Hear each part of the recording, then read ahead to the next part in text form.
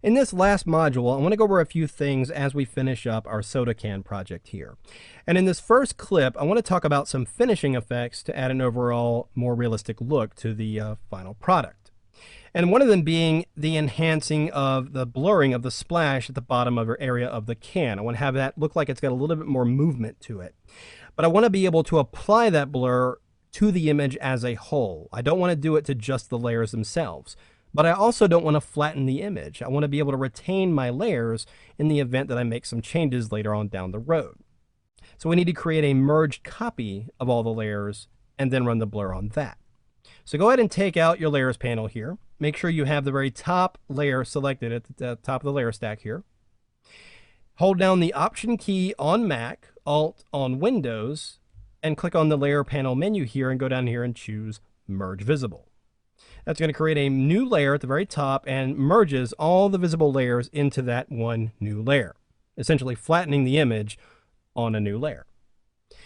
This is what we're going to run the blur on. Now we're going to do a very specialized blur in this case, something called a path blur. So you're going to go under the filter menu, go to Blur Gallery and choose Path Blur. This allows you to run a blur along a path that you designate any direction you want. You can even have multiple paths. So you'll notice there are two control points at each end and one in the center. You've also got an arrowhead indicating the direction of the blur. Now what I'm going to do is take this control point that has the arrowhead and put it at the very bottom area of the can a little bit here on the right side. So zoom in here a little bit. So put that control point right there at the bottom. I'm going to take the other end, let's drag it over and put it right at an angle going right about here. And what I'm bearing in mind here is the splash elements. You can see that it's blurring the entire image, but I'm really just paying attention to the splash elements here at the bottom of the can. Now, as I mentioned, you've got control points at each end of the path here and then one in the center, which allows you to bend the path. If I click on that center path and just push it over a little bit, you'll see it bends the blur along that path. Now, what I want to do here in this case is actually the splash in reality would be coming up and then going along the contour of the bottom edge of the can there, which has a slight curve to it. So I'm going to add another control point to this path by simply clicking in another area of the path, and you'll see it automatically puts it there. And I'm going to reposition these control points so that they kind of bend along the contour of the bottom of the can there, as you can see. And we're going to adjust the speed of the blur in just a moment. Right now, I'm just getting the direction and path just in the right place right now. So now it looks a little bit like that splash is kind of pushing up against the edge and then kind of coming out right at the top there. Maybe I'll bring this area down a little bit. So there's one path. I'm going to go over here to the other side of the can and start another path right over here. Just click once, and I'm just going to bring the path down again to the bottom area of the can. It's right about there.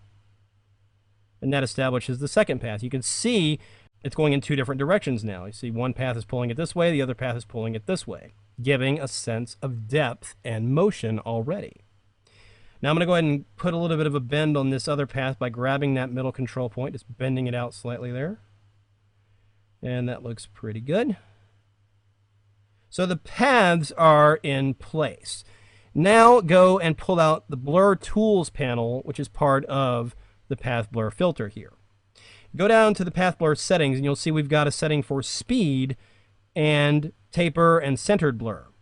Now what you want to do here first is turn off centered blur. That essentially is blurring it in both directions from the path. It's going in whatever direction the path is going, it's going in both ways. By turning off centered blur, now the path is going one direction of the path. If I increase the amount of the speed, you'll notice it goes down. It's following that arrowhead, which is pointing down there. This essentially creates a little bit of a blur trail on the splash elements. And again, I'm looking at the bottom area of the can as I'm doing this. Despite the fact that it's applying the blur to the entire image, that is irrelevant because we're only paying attention to the area down here at the bottom of the can. I'm just going to adjust the curve of these paths here, I think, a little bit. And you'll notice I'm keeping the speed down. Let's keep it at somewhere between 50 and 60%, I think is fine for the amount of blur there, and that looks really good. So now I'm just going to go up here in the options bar at the top and click OK. And now that applies the blur. In the layers panel, I'm going to go over here and make sure you have that layer selected. And we're going to hold down the Option key again, Option on Mac, Alt on Windows, and then click on the layer mask icon at the bottom of the layers panel here, adds a hide all layer mask, which essentially fills the layer mask with black, hiding the image. Now what we're going to do is go into our toolbar, grab the brush tool, and we're just going to use a very normal, round, soft edge brush. I'm just going to go into the brush menu here, just go to the very top and choose a default round, soft edge brush. And then I'm going to click on the brush options icon next to it. And we want to make sure that we don't have any features turned on for this brush. We want to use a standard soft edge brush, no special features. So go ahead and turn off shape dynamics and all that. Make sure everything else is checked off as well. So now we're going to go down here and just make sure you're painting with white. Now we are painting on the layer mask. So again, make sure your layer mask is selected here in the layers panel. Make sure your foreground color is set to white over here. And now I'm just going to paint down here in the area of the splash at the base of the can. Now I'm just revealing that splash movement along the edge of the can. Now notice when I do that, the splash is moving along the bottom contour and really giving me the illusion that that splash has got movement and it's curving around the edge of the can there. So I'm just going to dab a few things here. Now I can see I'm seeing a little too much of that blur. So I'm going to go up here in the layers panel again and drop that layer opacity to about 70%. So the blur is still there, it's just not overpowering the image, and it's allowing the original image to show through as well. So it's going to dab in a couple more areas, just a little bit more blur show through, and I think that looks really nice. There we go. So you see the before and after. Adds a little bit more movement in the water as that image is coming down there. So it looks really good. And don't forget, use X. You can press X to swap between black and white, so you can reveal and hide different parts of the image, just painting with black or white on the layer mask there. Now, one more finishing touch I want to do here. In that layers panel, I'm going to add another blank layer. So just click the new layer icon here. And I'm going to change the layer blend mode here to overlay. And I'm also going to put the layer opacity down to 50%. So new blank layer, overlay blend mode, 50% opacity.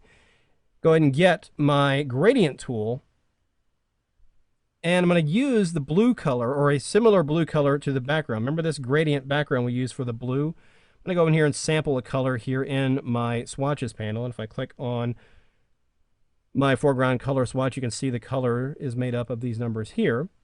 And all I'm going to do is just add a few gradients around the image. You'll notice that we've got the blue emanating from the background around the edge of the can, but I'm going to add some gradients around the edge here, around where the ice is on this new overlay layer. And it kind of enhances the blue light in the image here. You can even add a couple of gradients here closer to the can just to enhance that overall color there. And you can see the difference before and after there. This really kind of enhances the overall cool lighting around the can, the ice cubes and other things like that. So that looks really good. So that's just a couple of simple finishing effects I wanted to apply. And that pretty much finishes the image. At this point is where you would go ahead and flatten it or import it into your other design work. But in the end, there's our finished image. Looks really, really nice. Now, in the next clip, I want to show you how you can make changes even after you've gotten to this point. Let's say you're doing this for a client and they come back and say, well, we've decided to change the name of the product, or perhaps they want to change the colors of the label and such like that. Good news is you don't have to start all over again. You can actually go back in there and modify the existing label and save a tremendous amount of time. So let's take a look at that in the next clip.